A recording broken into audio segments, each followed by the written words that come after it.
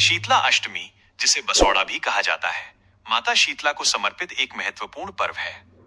इस दिन बासी भोजन, ठंडा भोजन का भोग लगाने और उसे ही प्रसाद के रूप में ग्रहण करने की परंपरा है।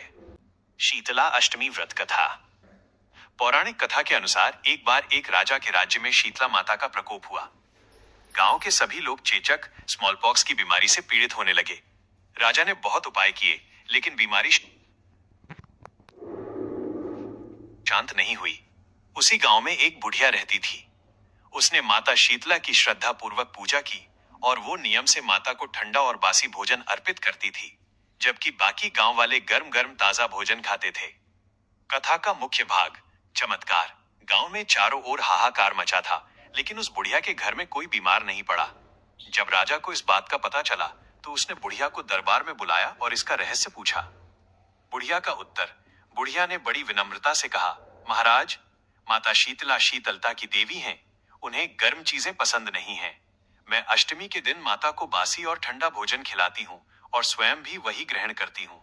इसी से माता प्रसन्न है और मेरे घर की रक्षा कर रही हैं। राजा का आदेश। राजा को अपनी गलती का एहसास हुआ।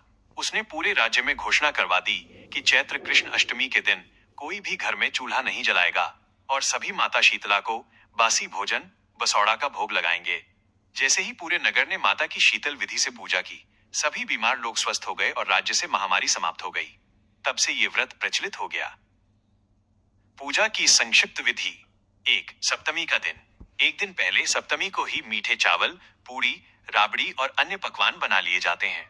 2. अष्टमी का दिन। इस दिन सुबह जल्दी उठकर शीतल जल से स्नान करें। 3. भोग। माता को बासी भोजन का भोग लगाएं। माता को जल अर्पित करें और उसी जल से आंखों को स्पर्श करें। इसे आरोग्यवर्धक माना जाता है। 4. नियम। इस दिन घर में चूल्हा जलाना वर्जित माना जाता है। माता शीतला का स्वरूप। माता शीतला का वाहन गर्दभ, गधा है। उनके हाथों में कलश, झाड़ू और नीम के पत्ते होते हैं, जो स्वच्छता और आरोग्य का प्रतीक हैं। महत्वपूर्ण संदेश।